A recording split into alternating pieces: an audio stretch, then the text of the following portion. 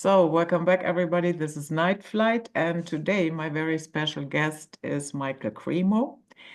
He is a researcher and he goes into alternative archaeology.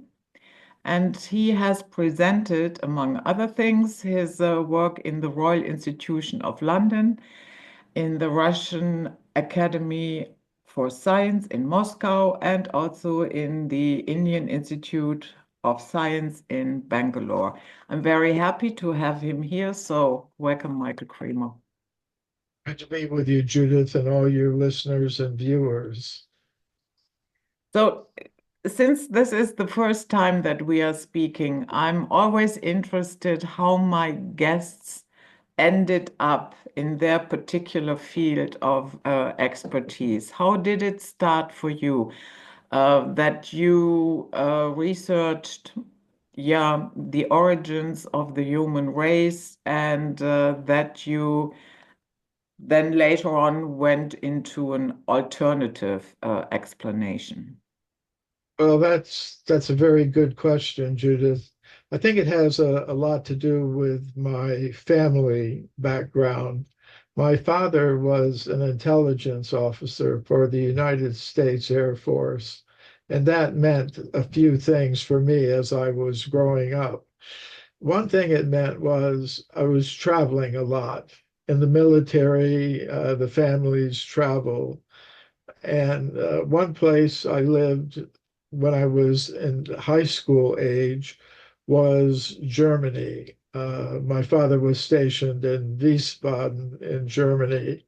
And on my vacations from school, I would take advantage of the opportunity to visit different places in Europe. I didn't want to just stay with the American group and not expose myself to the other cultures and people that were living around me. So on one of my vacations, I went to Stockholm in Sweden, and I was staying in a youth hostel there, and I met some European kids who had traveled overland to India, who had traveled overland to India and had come back. And I was fascinated by their stories of going to the Himalaya, to Kashmir, seeing the Ganges River, meeting different yogis and saints.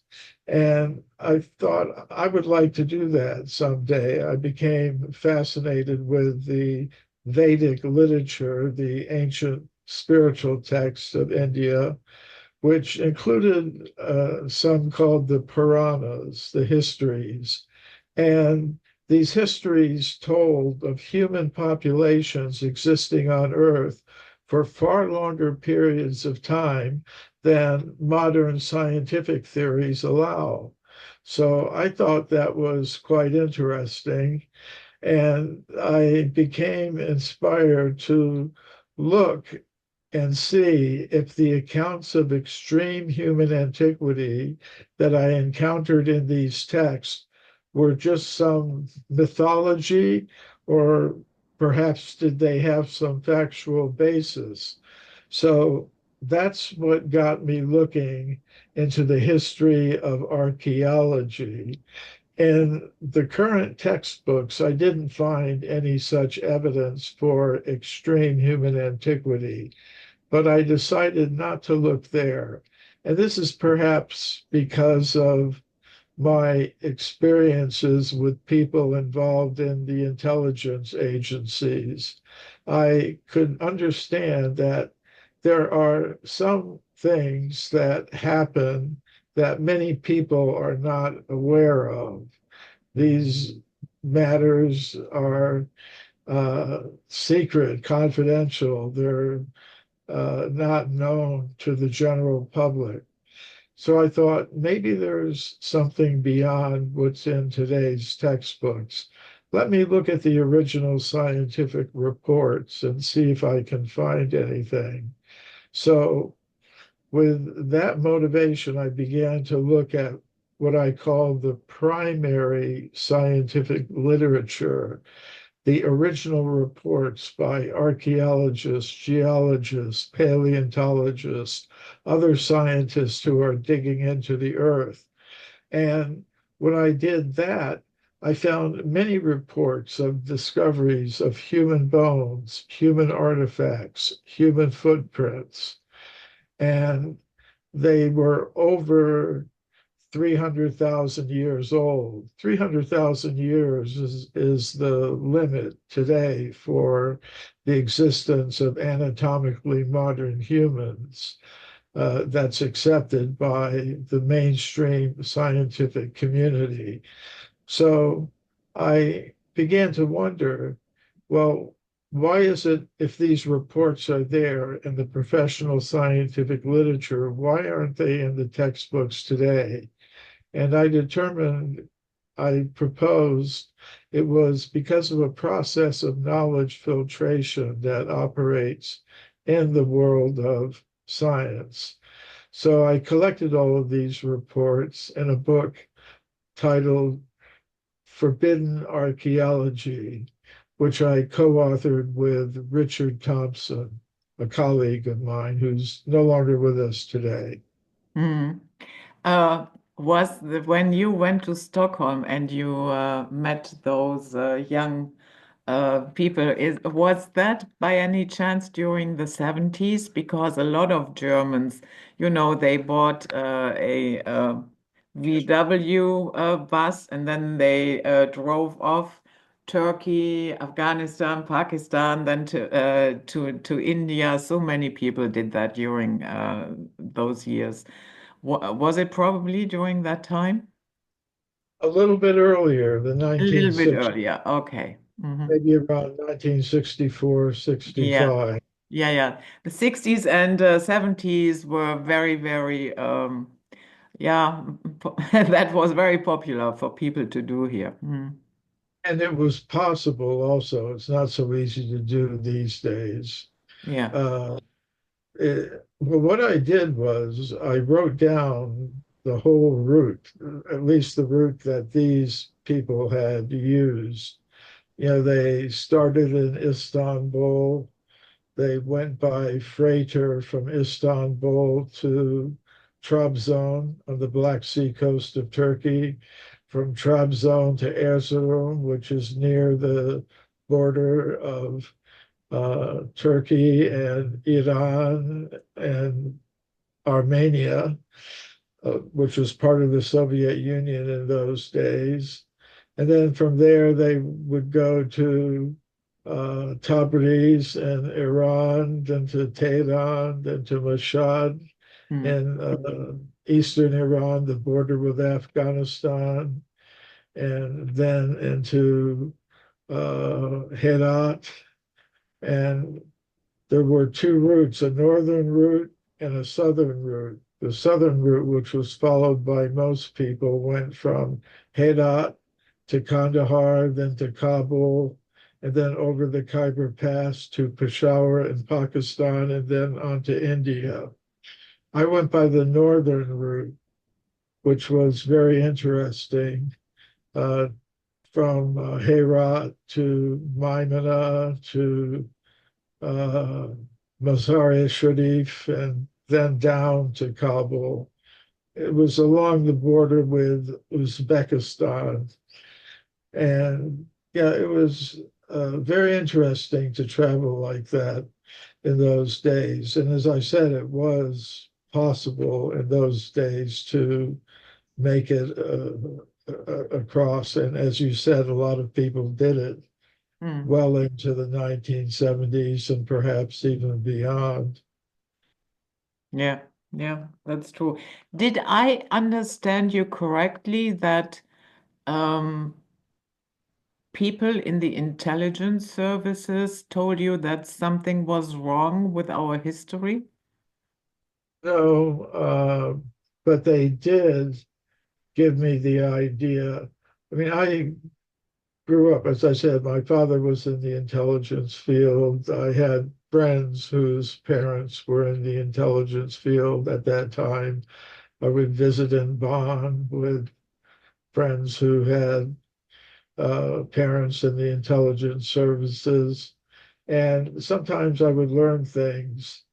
Uh, like one friend I visited in Bonn, his father was in the intelligence services, was in touch with General Galen, and who was head of the West German intelligence service at the time.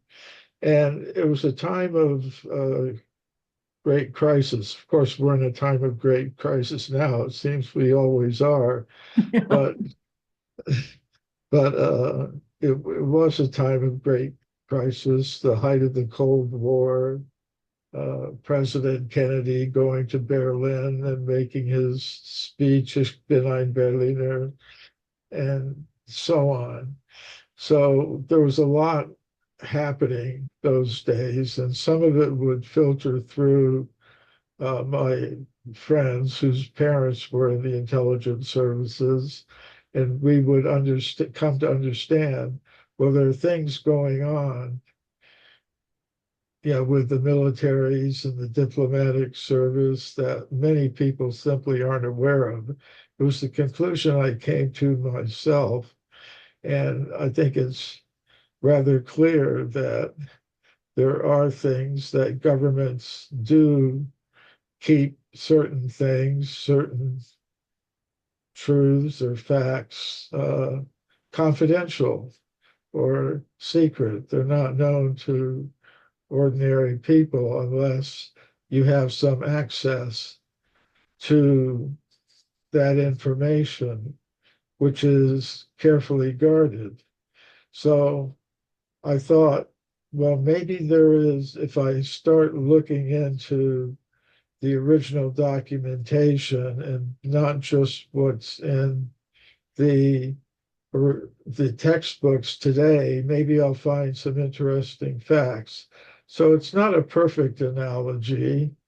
I don't think there's a satanic conspiracy to uh, hide true facts from people, which, if they knew, would cause people to disbelieve in the current theories and understandings. But this idea that there is information out there that doesn't make its way into public attention, I think is a valid. Yeah, it's a valid point, definitely. You already mentioned primary literature and secondary. So, when you looked at the primary research of geologists, archaeologists, footprints, and what have you, so why is it that's what do you believe? Why is it that sometimes, let's say, out of place artifacts do not make it into the secondary literature? Well, that's again is another very interesting question. At first, I thought I was aware of a few anomalies, a few anomalous discoveries, but I found them in sources that aren't considered very reputable, tabloid newspapers and newspaper reports and other sources that are not always so reliable. So I decided I wanted to look into the primary scientific literature. And my first step was to ask my research assistant to bring to me, find, find and bring to me some textbooks from the 1860s, 1870s, 1890s, because this whole idea that humans evolved from more primitive ape-like ancestors began in 1859 when Charles Darwin published his work his revolutionary work, The Origin of Species.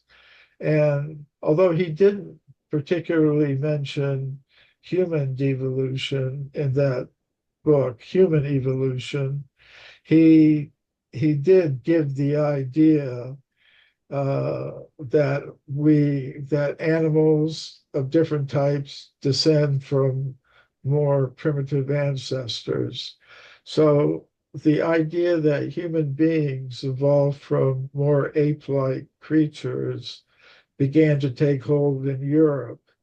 And scientists, archaeologists, and others began looking for a missing link, Mhm. some creature intermediate between modern humans and ancient ape-like creatures. So when I look at the textbooks, I could see they were making discoveries, but not of a missing link, not of an intermediate creature. Scientists throughout the 1860s, 1870s, 1880s, and early 1890s were reporting discoveries of evidence for anatomically modern humans in the form of anatomically modern human bones and the kind of artifacts that are attributed to anatomically modern humans, not to any more primitive type of creature. So I found that very amazing.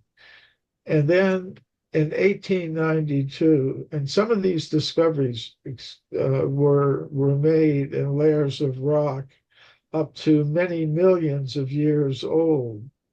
And I found that quite surprising, but they were accepted for publication in the primary scientific literature, the peer-reviewed professional publications, because the timeline for evolution, human evolution, wasn't firmly established. That only happened in 1892 when a Dutch researcher named Eugene Dubois made a discovery in Java, which is part of Indonesia, which was then a Dutch colony.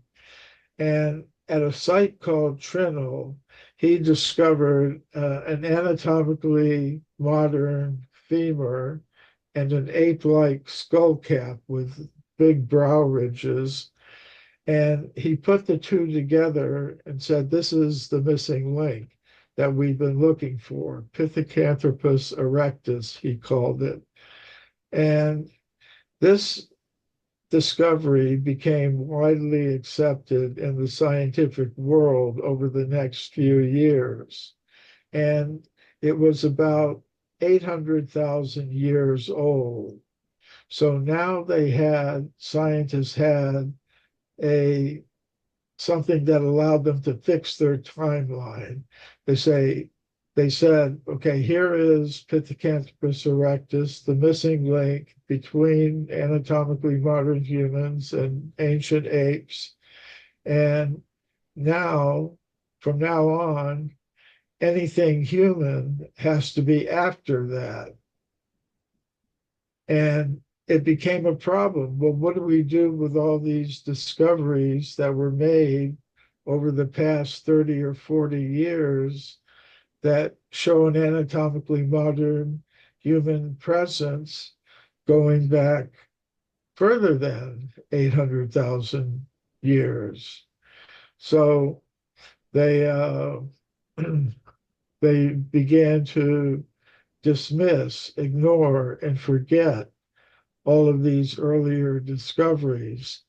And in the future, when anything that was anatomically modern human that existed before the missing link, it had to be interpreted in such a way that it fit the developing uh, that it that it had to be interpreted in such a way that it fit the developing consensus that anatomically modern humans had to come after Java man or Pithecanthropus erectus. And now they, as I said, they've sort of fixed the anatomically modern human species as coming into existence about 300,000 years ago. So anything before that, they interpret in such a way as to fit that concept, which means anything anatomically modern human can't be too much older than 300,000 years or so, although they may push it back incrementally a few thousand years every now and then. So, So, in uh, other words, the idea of Darwin took a foothold in the scientific community, and therefore all other new findings had to be subjugated under that theory.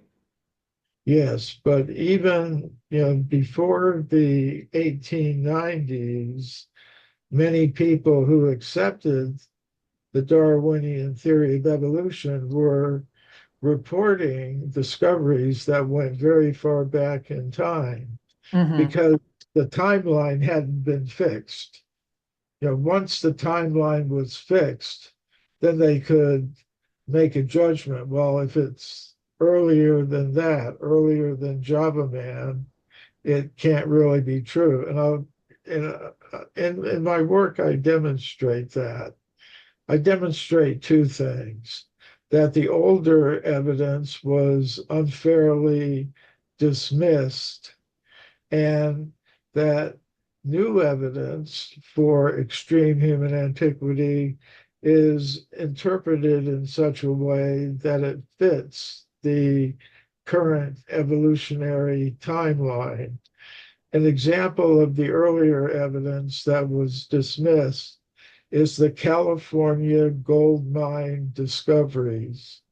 In the mid 19th century, in the 1850s, gold was discovered in California in the Sierra Nevada mountains in the central part of the state at places like Table Mountain near the town of Sonora.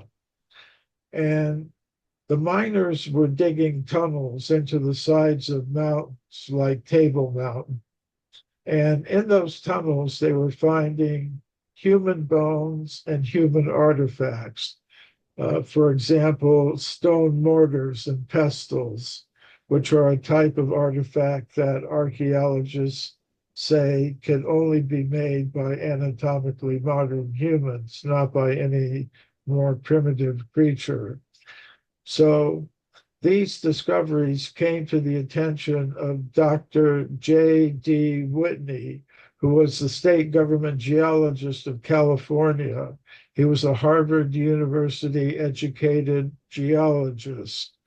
And he investigated these discoveries and got the artifacts and placed them in the collection of the Museum of the University of California, which at that time was in San Francisco, and later the collection was transferred to the University of California at Berkeley. He announced these discoveries to the scientific world in a publication that came out from Harvard University's Museum of Comparative Zoology, a very famous scientific institution. But these discoveries aren't very well known today because of what I call a process of knowledge filtration. There was another scientist, a contemporary of Whitney's, Dr. William Holmes, a physical anthropologist at the Smithsonian Institution in Washington, D.C., the capital of the United States. And he wrote, if Dr. Whitney had understood the theory of human evolution as we understand it today, in light of the Java Man discoveries, he would have understood he would have understood it couldn't possibly be true that humans were existing millions of years ago, the age of the deposits in which the human artifacts and bones were found, according to modern geologists. So if they didn't fit the theory, if they were earlier than Java Man, they couldn't possibly be accepted as genuine. So that was a clear example of a very well documented discovery published in the professional scientific literature that was rejected by other scientists simply because it was earlier than Java Man and thus contradicted the developing consensus on the theory of human evolution. Mm, yeah. Yeah, personally, I think this entire theory that we evolved from apes is bollocks. But we can Uh, talk that, about that a little bit that's later. a nice way to put it. Yeah. So, um, I have noticed that sometimes geologists and archaeologists clash a little bit. And I guess one of the more famous example of this is Dr. Robert Schoch, who did research on the Sphinx and said the timing cannot be right because she is showing signs of water erosion. And then, of course, you have archaeologists like Sahi Awas, who is upset after statements like that. And he says, no, no, no, no, no. Every week, somebody else comes here with a new crazy idea, and we have it all right. Um, so why is that? Why is it so? I'm not saying jump on the bandwagon right away. What I'm advocating here for is can we at least talk about it like adults? Yes. Well, I know Robert Schoch. We've met a few times because we speak at the same conferences. So I'm very familiar with his work. But you're right, there is a conflict at times between geologists and the archaeologists. And I'll have to excuse there's somebody using a leaf blower I outside can't of hear my. it. Okay, that's good. So uh, there is a conflict at times between geologists and archaeologists. And I'll give an example that I know of personally. There was an American geologist who I knew personally, Virginia Steen McIntyre. And in the 1970s, she and some colleagues from the United States Geological Survey were called to date a site in Mexico at a place called Huayatlaco. And she went.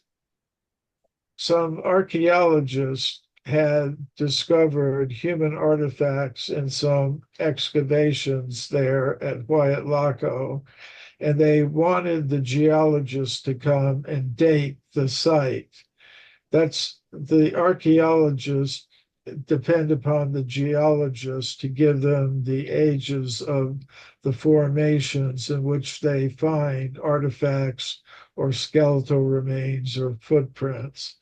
So they brought in this team of geologists, and Virginia Steen McIntyre and her colleagues used 3 or 4 different scientific methods to date the site. They used the uranium series method to directly date animal bones that were found in the same layers with the stone tools and artifacts. They used the zircon fission track method to date a layer of volcanic ash that lay over the layer with the stone tools.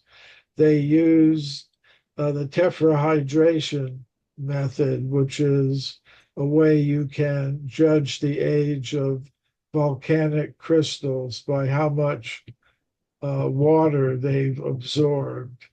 And using all three methods, the team of geologists came up with an age of 300,000 years for this site. According to the standard theories, there were no human beings in North or South America until about 30,000 years ago, maximum, with most scientists favoring an age even younger than that. So to have this discovery dated at 300,000 years was impossible for the archaeologist in charge of the site to accept. So they thought, if we can't publish that, if we do, we'll be laughed at. You know, our colleagues just won't accept it. But Virginia Steen McIntyre and her colleagues thought, well, we're just doing our job as geologists. I mean, we don't necessarily take into account the theory of evolution the way that you do. Actually, Virginia Steen McIntyre wrote that I didn't, being a geologist, I didn't understand how influential the theory of evolution is among the archaeologists. Our dating of the site was rejected by them simply because it contradicted that theory. And she thought that that doesn't seem a very scientific way to proceed. So she and her colleagues independently published the age for the site in a scientific journal called Quaternary Research.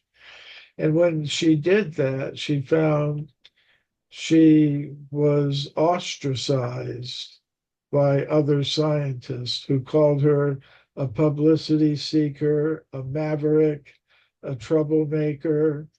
And although she had been a rising star in her profession up to that point, all of her opportunities for advancement were suddenly blocked, and she lost the teaching position she held at a university in the United States.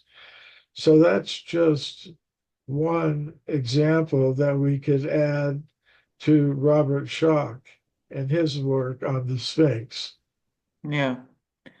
Yeah, we have a saying in German, if you speak the truth, you need a fast horse. And that hasn't changed, you know. Um, we saw it also a couple of years ago with the entire Corona nonsense. And yeah, you say something different and they will crucify you. Not literally, of course, but yeah. In terms of your professional Yeah. advancement and resources like grants and things of that sort. Yeah, there are tremendous pressures that can be applied. But as I said, I don't necessarily think it's in all cases a satanic conspiracy. It's rather something that philosophers and historians of science have understood for a long time, namely that theoretical preconceptions can influence how scientists react to evidence that comes to their attention. And basically, it works like this. If evidence conforms to the dominant consensus. It passes through this knowledge filter quite easily, which means you'll read about it in the textbooks, you'll hear scientists make presentations about it in their professional gatherings and to the public through the media. But if evidence radically contradicts a dominant consensus or paradigm, that's a word that was popularized by Thomas Kuhn, a philosopher of science, in his book, The Study of Scientific Revolutions. So he proposed if the evidence proposes opposes he he proposed if evidence opposes the dominant paradigm in a discipline, it tends to be set aside, ignored, forgotten, and in some cases, perhaps deliberately suppressed. But in many cases, scientists engaged in this knowledge filtering process don't think they're doing anything wrong. They think we're just being responsible scientists. We're, you may point out a few anomalies that we haven't figured out yet, but I'm sure my colleague down the hall would have a perfectly good explanation for it, but I'm not going to bother him. He's a busy man or woman. And, they just go on with their work because they're busy people. They got deadlines to meet and reports to file and grant applications to make, and they don't have time to revisit some anomalous discoveries.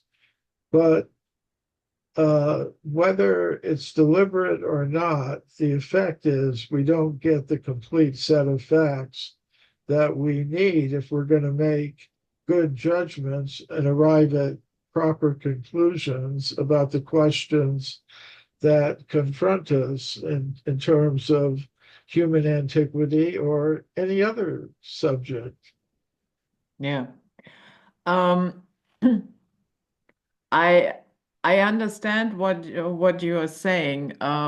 They are, yeah, wrapped up in a certain system, and they instinctively know that if I go down this road, this might jeopardize my career and everything that I have worked for so long.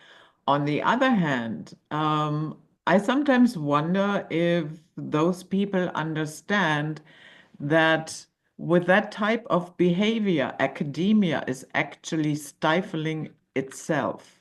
You know what I mean? Because if everything has to fit a certain paradigm, a certain pattern, and we can't think out of that box, rather sooner than later, you will arrive at a point where it doesn't make sense anymore, and you're doing actually your own field a disservice. You know what I mean? Yes, I do.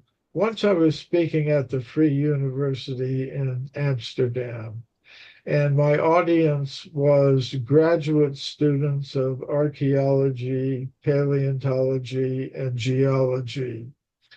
And I made this point to them. They should be aware of the entire data set that's relevant to their discipline, to their studies. And I said, I'll leave it up to you how to divide that data set. This part of it is beyond question. This part of it is maybe yes, maybe no. This part of it just doesn't fit at all.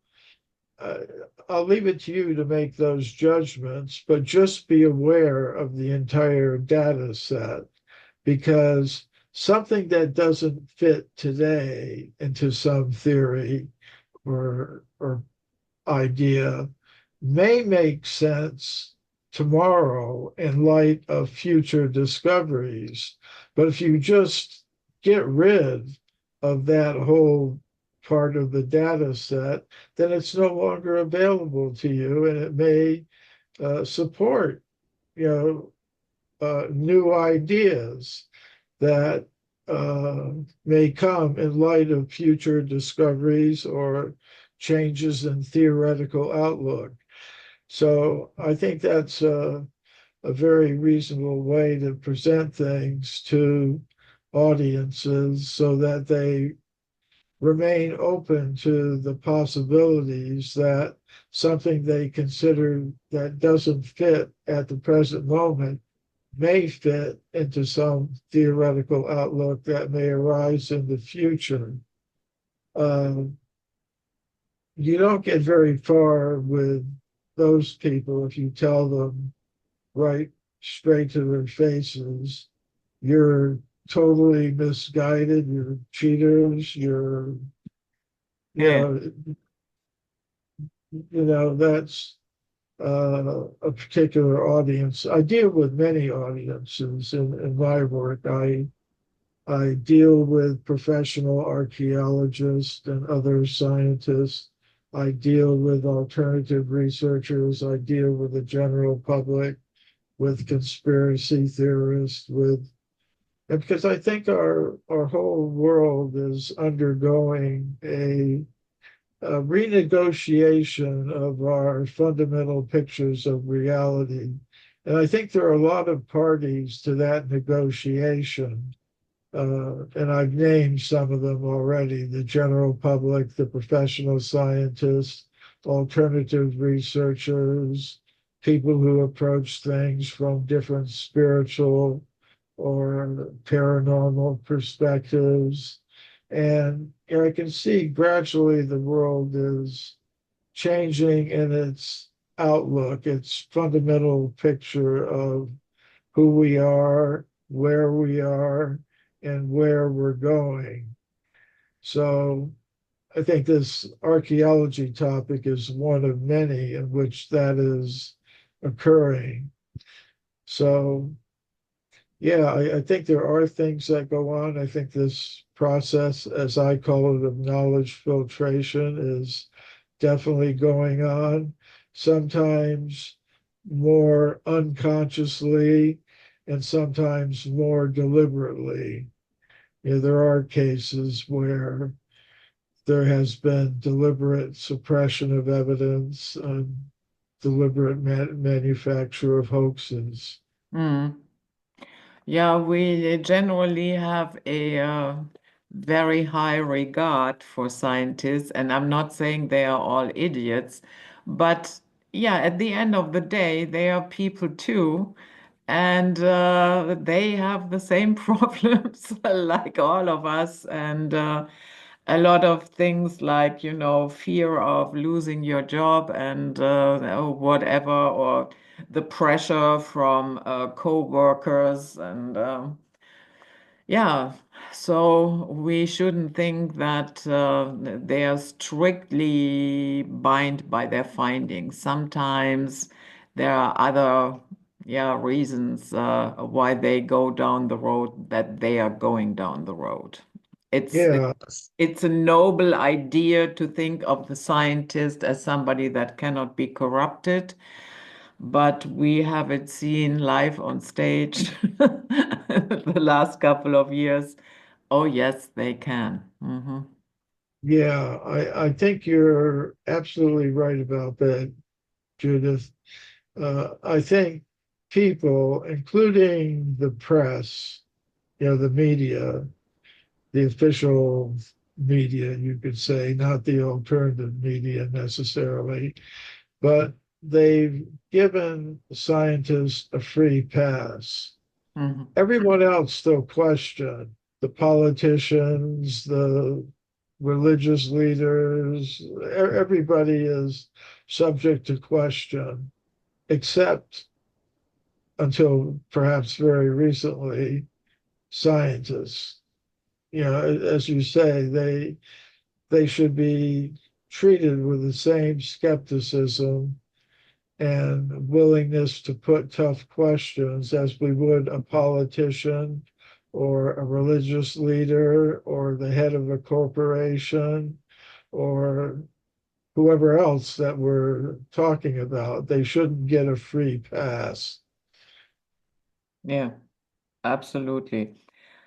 Um, I sometimes wonder about the deeper reasons for this phenomena. We have a saying that goes like this: cut a man off from his roots, and you have the perfect slave. So, could it be that there is a deliberate attempt, or at least there has been for a long time? I mean, it's the official narrative gets cracks all over the place, not just in in science. But do you think that there is something to it that we should not be aware of who we really are, where we come from, how long we have been here, and that this might be mm, standing in the way for a small group of people that would like to continue their puppet show. Absolutely, Okay. Judith.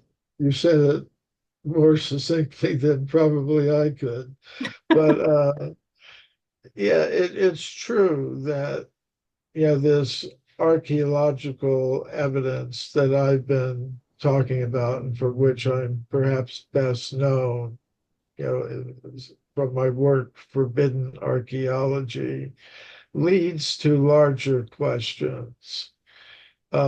People, after they read Forbidden Archaeology, would write to me and ask, okay, you've got all of this evidence that contradicts the current theories of human origins.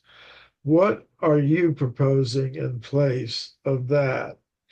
And in one sense, it was deliberate on my part not to give my alternative in the book Forbidden Archaeology because I wanted people to be free to think about their own proposals, what the alternative should be. I reserved my alternative for another book, which I call Human Devolution, a Mm. Vedic alternative to Darwin's theory. And in that book, I propose before we even ask the question, where did human beings come from? We should first of all ask the question, what is a human being? And today, many scientists will say a human being is a machine made of molecules. In other words, we're purely material beings. And I propose, well, that's not the case. If we look at all of the evidence, we'll find that we're not just a machine made of molecules in competition with others for economic and biological survival. We are beings of pure consciousness. In addition, matter is part of what we are, but beyond that, there is a subtle mental body that has some very unusual powers like remote viewing, telekinesis, mind over matter. And beyond that, there is a conscious self which exists apart from the mind, apart from the material body, the body made of the chemical elements, and it can exist independent from the body, from the brain. And there's a lot of scientific evidence for that, for all of these things, for mental or paranormal powers, for a conscious self that it can exist apart from the body, say medical evidence for out of body experiences, for past life memories, and things of that sort. So from the stones and bones, it naturally leads to questions about identity. And I think those questions lead to consciousness. Now, today, many scientists will say, well, consciousness is just a temporary byproduct of bioelectrical activities in the brain. And at the time of death, when the chemicals become disorganized, there's no more consciousness, there's nothing. So they're giving us a very material conception of our identity. And if you are able to dictate to a person their sense of identity, then automatically you have uh, you don't have to do anything more than that, because based on that sense of identity, people will develop their values, goals, and objectives in life, which are basically to be a good producer and consumer of more and more material things. And that process of material consumption and production generates wealth, which flows in certain directions away from the majority of people and into the hands of a minority of people who wish to keep that system intact. And the main responsibility of the scientific community is basically to keep that sense of identity, of identifying as a purely material being, intact through their monopoly control of the scientific and educational institutions in most countries in the world. If we had a different sense of identity, instead of thinking I'm a machine made of molecules in competition individually and collectively with other machines made of molecules for survival, economic success, and so on, if we had another identity, I'm a being of pure consciousness, you're a being of pure consciousness, we're all beings of pure consciousness. There's no need to divide ourselves into competing groups on the basis of superficial identification with characteristics of the material body. If we realize that, we could have a more peaceful world. Right now, there's conflict on all levels of human society, individually, on the basis of class, race, religion, even nationality. There are all kinds of conflicts on all levels of human society. And in addition, we're destroying our planet environmentally. So if we had a different sense of identity, we would have a different set of institutions, political, economic, social, religious, even. So we would have a different set of institutions that would allow us to satisfy our material needs in the most simple, natural, and efficient and fair way possible, while putting most of our human energy into developing the resource of consciousness. So I think you're right. I think there is a whole system of civilization based on this concept that we are purely material beings. And even if people are a little bit religious, they, instead of simply working to satisfy the need to become good material producers and consumers, they pray to God, help me become a better material producer and consumer. So I I think you're right. There are some power considerations to be considered in why things are as they are, in the world of science and in society and civilization in general. Yeah. Yeah, I don't think that our brain is producing consciousness. I think it's more like a receiver, for lack of a better term. And it does not go away because the physical vehicle that we are using here is dissolving. That doesn't make any sense to me. But of course, the moment people believe that, they diminish themselves.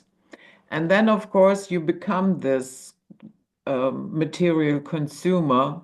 You fit into that entire paradigm, and you do not ask a lot of questions because you already know how it is. You are born here, you grow up, you have your golden years where you are physically very active and fit. And then, yeah, okay, you get older and then you die, and that's it. And so, logically, accumulate as much as you can, enjoy as much as you can, because after that, it's all over. And I'm not saying do not enjoy what this world has. To a certain degree, I enjoy the human experience. Good food, um, learning about other cultures, learning about different cuisines. I love, certain furnitures, and yeah, the human experience has a lot to offer. I'm not saying all of that is wrong. What I'm saying is you are so much more. Yeah, uh, there can be things could be worse or they could be better. I don't think any of us, in terms of our taste, have are thinking we've reached the ultimate. There's nothing beyond this that I could enjoy and appreciate. And actually, I'm just back from India where I'm engaged in a project that directly addresses these questions because the kinds of things that we're talking about relate to basic assumptions about the nature of the self and the reality that we inhabit. Basically, they're cosmological questions, ultimately. What is this universe? What is my place in it? Who am I? Where am I? Where should I be going? If we don't have the right answers to these questions, we're not in very good shape. For example, if I don't know who I really am, I can't act in my own best self-interest. If I don't know who people really are, other living things really are, I can't act in their interest, their self-interest. If I don't know where I am, like if I'm driving around a new city and suddenly my GPS on my phone goes out, I don't know where I am. Mm. I'm lost. I'll never get to where I'm trying to go. If if I don't have any idea where I'm supposed to go, I won't get there anyways. And who knows if the destination I'm in or where I'll wind up is the best one for me. So I'm part of a project called the Temple of the Vedic Planetarium, which will be dedicated to providing answers to those questions. And why would we have to do that? Because people aren't getting the proper answers to those questions in the schools and educational institutions that they're going to now. So it has to be, this information has to circulate in other ways, by means of projects and institutions and efforts that are outside the circle of those that are propping up the current system. Yeah. So Now let's follow that idea that you propose. If we are pure consciousness and we devolved from the realm of spirit and consciousness, why in the world did we do that? Have we been bored to death or what was it? Well, those are very good and fundamental questions that I think everyone should be asking. Um, let's just say at the present moment, we're not in the best place we could be, whether or Mhm. not we were there previously or not. That the where we are now is not the best place for consciousness to express its full potential. One of the shortcomings of this place is that people are selfish or egotistical. And that's the reason why we're not on the level of pure consciousness at the present moment. And I use the word consciousness or conscious self rather than a word like spirit or soul or something like that, because people associate that terminology with religion, Mm. which they think requires faith. It's a belief. It's not a reality, it's a belief. But consciousness is something that we all experience. It's fundamental. We wouldn't be having this conversation if I were not conscious, if you were not conscious, if the viewers and listeners were not conscious. It's something we all directly, it's the most direct, fundamental experience that we have. It doesn't require faith or belief or anything of that sort. It's self evident, totally. We all experience it. And we not only experience consciousness, we experience individuality. We're individuals. I have my consciousness, you have yours. Those who are listening or viewing have their own consciousness, their individual consciousness, which means their individual taste and clothing, companionship, cuisine, whatever. We're individuals. We have our own tastes, viewpoints, etc. So it is something we all experience. We're personal, we're individual, we're conscious. And the ruling principle of life on the platform of pure consciousness is loving, harmonious cooperation with all other conscious beings and the source of all conscious beings. So that is the fundamental aspect. Now, the reason we're not there now is because we've developed a little bit of selfishness in the sense that people want to control, dominate, and exploit others and the resources of matter around us.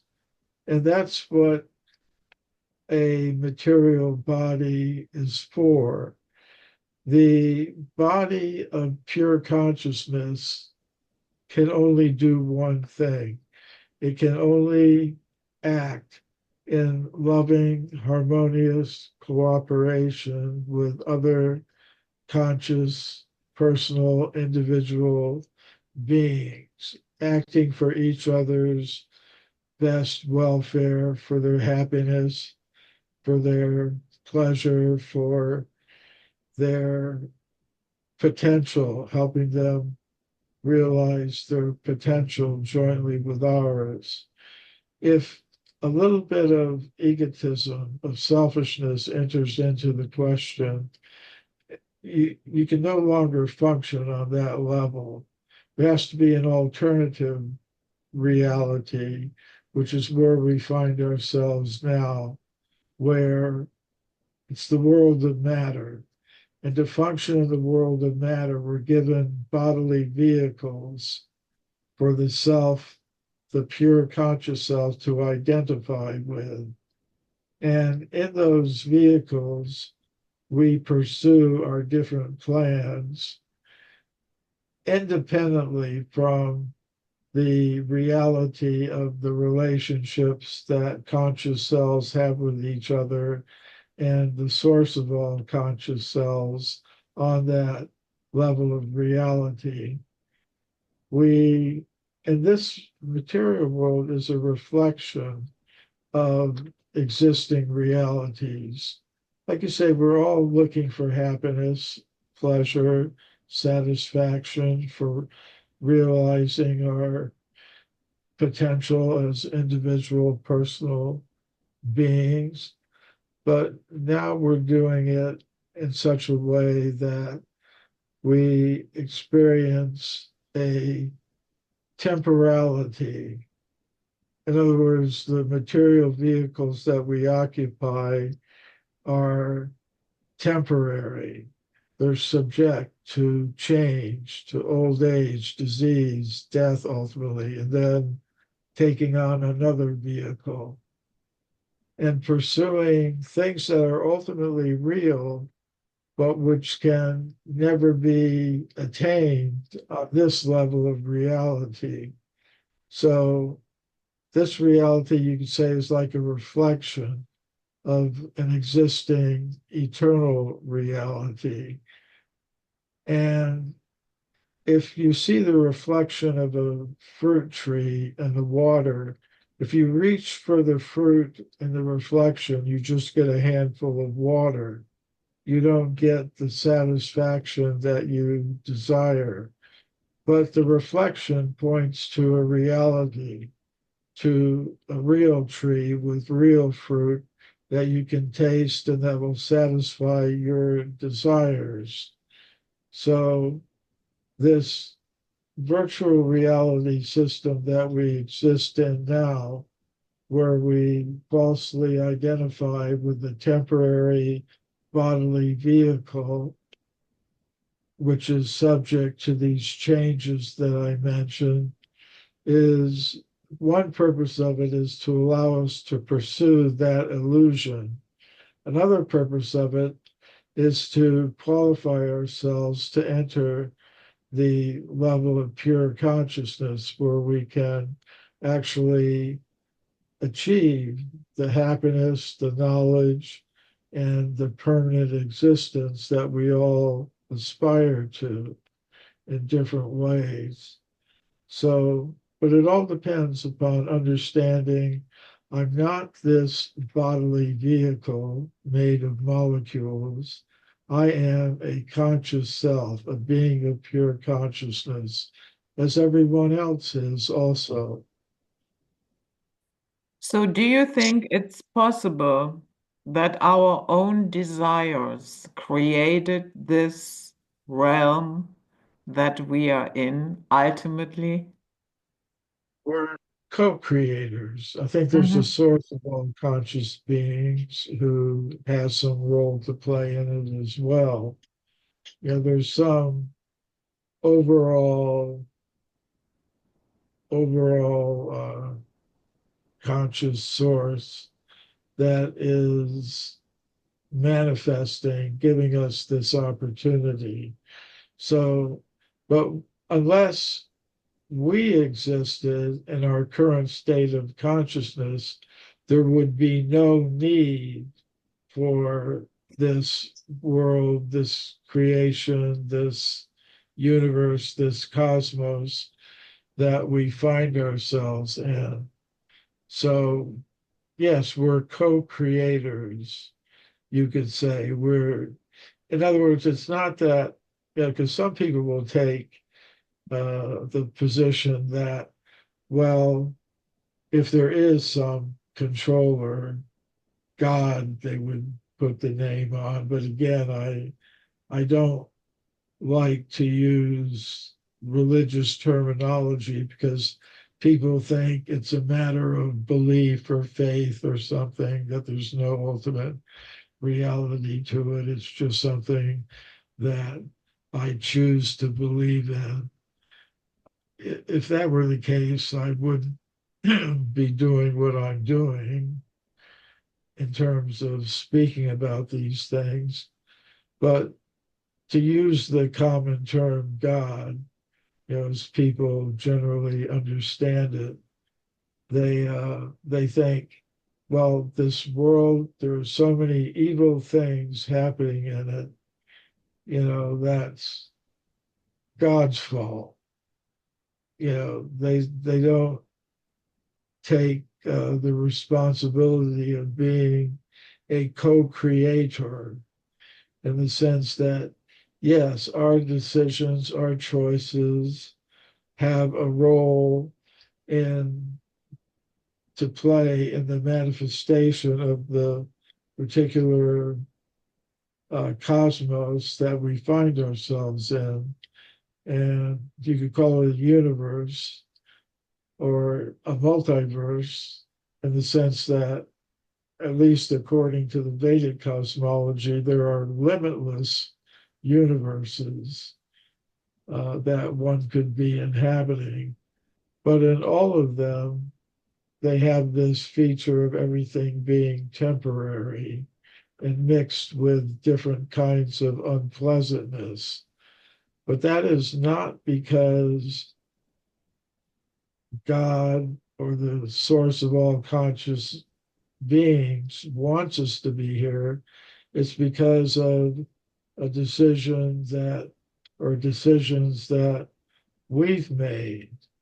And we're being given the opportunity to make the right decisions in this world, or if we want to continue to be making the kinds of decisions that keep us out of the realm of pure consciousness. Mm. I agree that we don't accept generally our role as a co-creator. At the same time, religion does not exactly teach us to do that. You know, let's look at the Judeo-Christian tradition. Yeah, well, you are more or less at the mercy of God. You are condemned because somebody thousands of years ago ate the wrong fruit. And that is because you, that is why you are a sinner right from the get-go. And I think that is a very unhealthy way to introduce God to people. Yeah, I think you're right about that. And I think what it leads to is people rejecting the whole concept because it seems so unjust. But, it's very interesting that you mentioned the Judeo-Christian culture. And today, many scientists would consider themselves to be independent from that culture. They've deliberately tried to separate themselves from it.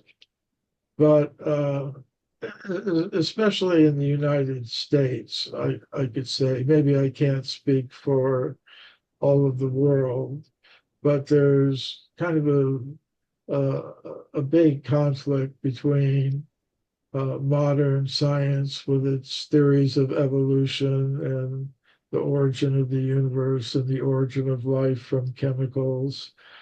They consider themselves completely opposed to and separate from uh, what they call fundamentalist Christians. But really, they have more in common than I think they recognize. When you look at the basic time concept of modern science, it's very much like the time concept of the Judeo Christian tradition in the sense that it's linear and Mhm. progressive. Say in the Bible, as interpreted by most of its supporters. There is a creation event. The universe comes into existence, and then the earth is there. And on earth, God creates the plants, the animals, and then finally, Adam and Eve, the human beings. And because of some decision that they made, they became fallen. And then they have to be delivered by a savior. And there's some final judgment. And then the whole show is over, finished. But there are other concepts of time, the cyclical concept of time, for example, that the ancient Greeks and Romans and the Vedic philosophers of ancient India accepted, that time goes in cycles. So the modern scientific account is very much like the Judeo Christian account, except that God is taken out of the picture. There's a creation event, the Big Bang, the stars and planets come into existence, among them the earth. First come on the earth the plants, then the animals, then finally the human beings who are in a fallen condition and they need a savior, science, that will gradually let them attain eternity by uploading their uh, brain state into some kind of cosmic computer. Mhm. And and then finally there'll be a big crunch where, and it just happens once. It's pretty much exactly the same as the Judeo-Christian account, but with God being replaced by the scientific community.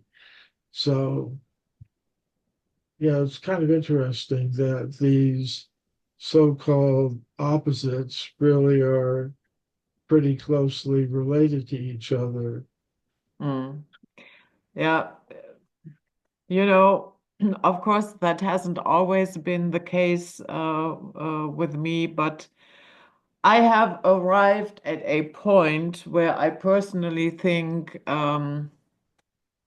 that the true creator is not to be found in any of our religions, but I'm okay with it. It doesn't bother me.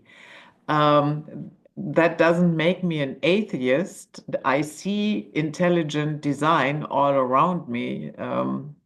You don't need to be a rocket scientist for that. So, and I think, but that is a point that makes some people very nervous, because then you do not have a framework. You do not have a set of rules where you can be sure that you are on the right way and everything will be good. You have to forge your way yourself, and there remains some uncertainty because you can no longer, okay, I do from A, B, C, and when I do all that, I will go to D, E, F. Um, it's a little bit like, you know, not having, how can I say this, something to fall back on.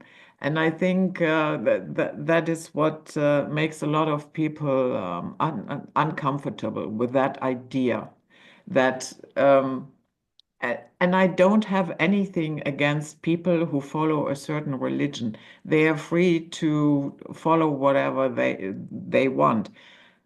I'm just saying it's not for me, but I think that irritates a lot of people. Yeah, I well, I tend to agree with you. Mm, And sense. Like I think for education, for example, some people need, a teacher, a curriculum, uh, a set of rules to follow, standards to meet, tests given by some authority that you have to pass, having a credential and things like that. I think for many people, that is the best way to accumulate knowledge. And I went partially through that system, but in the end, I decided I I don't really require that. I I want to pursue knowledge in another way. So I think you're right. Some people they're more comfortable with uh, some organized framework for being educated and certified and given you know a credential and things like that. I think that's good for many people.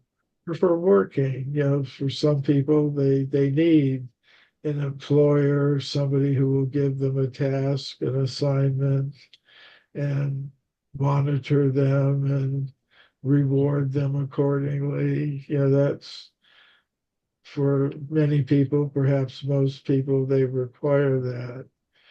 But, some people are best just left alone to pursue, their entrepreneurial or scholastic or artistic ambitions.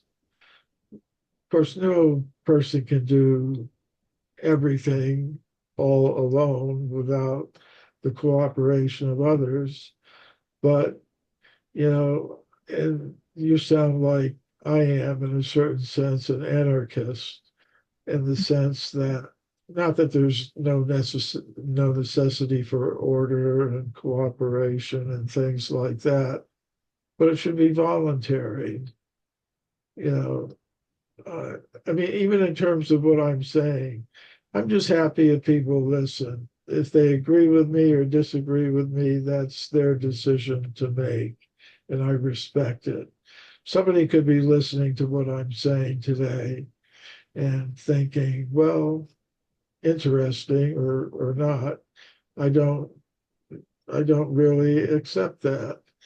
And that's fine. Where I do have a problem is when people use or themselves, they use themselves or others like to enforce or force someone to accept their ideas, whether it's individually or through some governmental agency.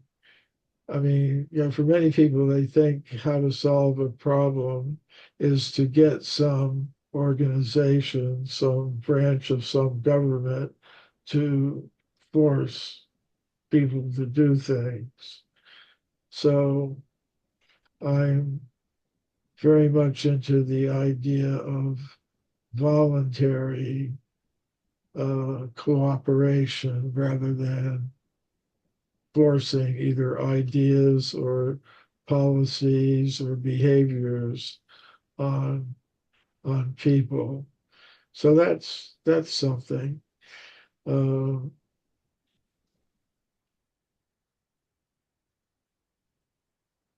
Yeah, we definitely have to continue our conversation in the near future.